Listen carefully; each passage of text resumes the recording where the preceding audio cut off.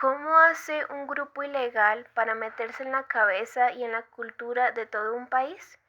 Para entender al M-19 no basta con armar una cronología de sus combates, hay que mirar la sociología que había detrás. Y es que el M no nació en la selva ni fue una guerrilla puramente campesina, fue un fenómeno que brotó de las ciudades, de las universidades, de una clase media urbana que se sentía atrapada en un sistema político cerrado. Lo realmente fascinante desde el análisis social es cómo entendieron, antes que nadie, el poder de los medios de comunicación y de los símbolos. No solo disputaban el poder con armas, lo disputaban con narrativas, con puestas en escena casi teatrales y con una campaña publicitaria que hoy todavía se estudia. ¡Que nuestro país sepa! ¡Que no nos acobarden las agresiones! ¡Que nuestro país sepa!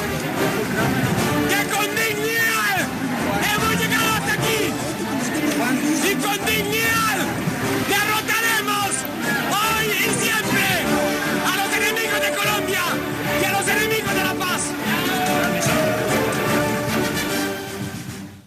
El M-19 nace en los 70-80 y algo interesante del movimiento es que ellos quieren trasladar de lo rural a lo urbano, que no sean las luchas campesinas, sino también la formación intelectual, porque no es solo pensado la lucha desde lo rural, sino las necesidades que tiene un país en todos sus enfoques: salud, educación, medio ambiente, una mirada global, un pensamiento complejo. Por eso nace el M-19 como un movimiento político que quiere mejorar las condiciones en distintos ámbitos, y para ello hace una mirada desde la parte no solo campesina y obrera, sino también desde la parte intelectual.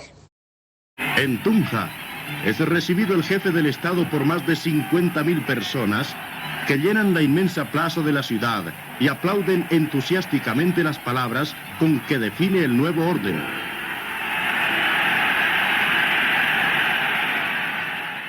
A diferencia de organizaciones agrarias como las FARC, el ELN y el EPL durante la década de 1960, el movimiento 19 de abril tuvo un origen marcadamente urbano e intelectual que modificó el mapa de la confrontación interna. Su detonante directo se ubica en las elecciones presidenciales del 19 de abril de 1970, cuando el candidato popular de la NAPO, el general Gustavo Rojas Pinilla, lideraba los escrutinios oficiales hasta que el gobierno de turno decretó un toque de queda e interrumpió la transmisión de datos, declarando finalmente ganador al oficial Misael Pastrana Borrero.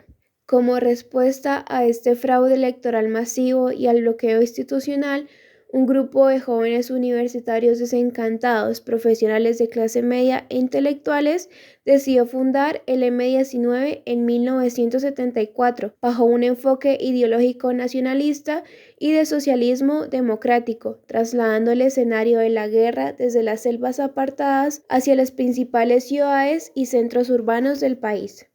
El M-19 debutó en Bogotá mediante una campaña publicitaria engañosa en la prensa, utilizando anuncios de fondo negro con frases que simulaban promocionar un remedio farmacéutico como falta de energía, inactividad, espere, lo que hizo que la gente pensara que se trataba de un nuevo jarabe, hasta que finalmente apareció el símbolo de dos triángulos unidos con la sigla M-19, revelando así su llegada real.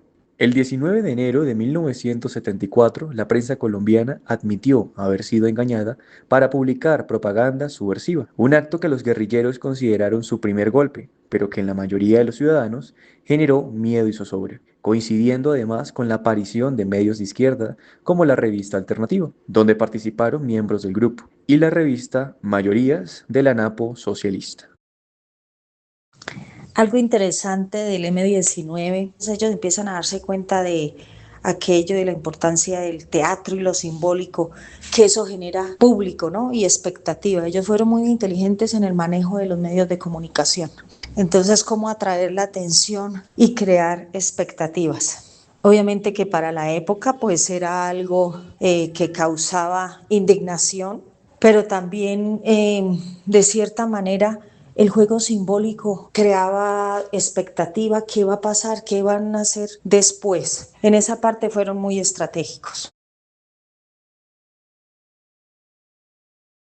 El robo de la espada de Bolívar en 1974 fue su primera gran acción armada tras la campaña publicitaria en los periódicos, pues fue su acto fundacional. Sustrajeron la espada del Libertador de su museo en Bogotá bajo la consigna «Bolívar, tu espada vuelve a la lucha», convirtiéndola en el símbolo político del grupo hasta su devolución en 1991. Y luego, entre sus acciones más mediáticas e impactantes, está el robo de armas del Cantón Norte en 1979, donde cavaron un túnel de 80 metros hasta la principal guarnición militar de Bogotá y robaron más de 5.000 armas en Año Nuevo sin disparar un solo tiro, humillando temporalmente al ejército.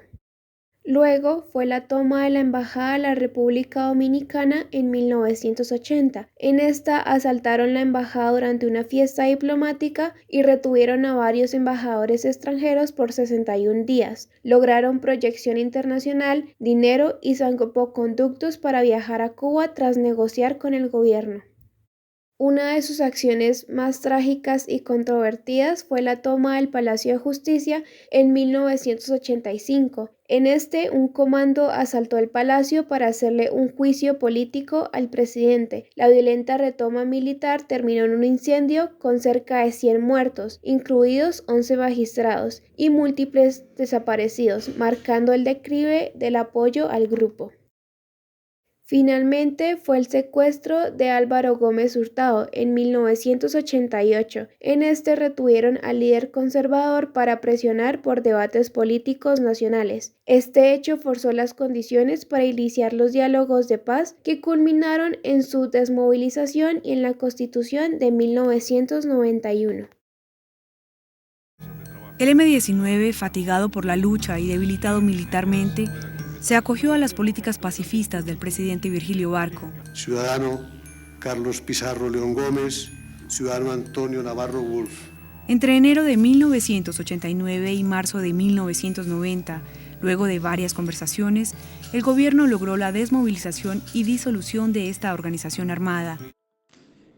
El desenlace del M-19 transformó la historia política de Colombia, al demostrar que la transición de la clandestinidad armada a la legalidad institucional era posible a través del diálogo, ya que a finales de los años 80, tras el desgaste militar y el auge del narcoterrorismo, el grupo liderado por Carlos Pizarro León Gómez entendió que la vía armada estaba estancada y tomó la decisión radical de negociar la paz, sin exigir la toma del poder, lo que llevó a que el 8 de marzo de 1990 los combatientes entregaran y fundieran sus fusiles para transformarse en el partido político Alianza Democrática M-19. A pesar de que la tragedia los alcanzó rápidamente, con el asesinato de Carlos Pizarro en pleno vuelo el 26 de abril de 1990, cuando ya era candidato presidencial, el movimiento mantuvo su palabra de no regresar a las armas bajo el nuevo liderazgo de Antonio Navarro Wolf, quien guió al partido hacia su mayor logro histórico en diciembre de 1990 al obtener la segunda votación más alta para la Asamblea Nacional Constituyente, obligando a que la nueva Carta Magna fuera codirigida por una presidencia tripartita donde el propio Navarro Wolf compartió el diseño del nuevo Estado junto a los partidos tradicionalistas, liberal y conservador. Gracias a este proceso nació la Constitución de 1991, la cual rige a Colombia actualmente con un espíritu de apertura democrática, pluralismo y la acción de tutela como mecanismo de protección de derechos fundamentales, dejando como lección compleja que la palabra y la política institucional son herramientas mucho más poderosas y duraderas que las balas para transformar una nación, permitiendo que décadas más tarde antiguos militantes de sus filas alcanzaran los más altos cargos del poder en el país por la vía del voto popular.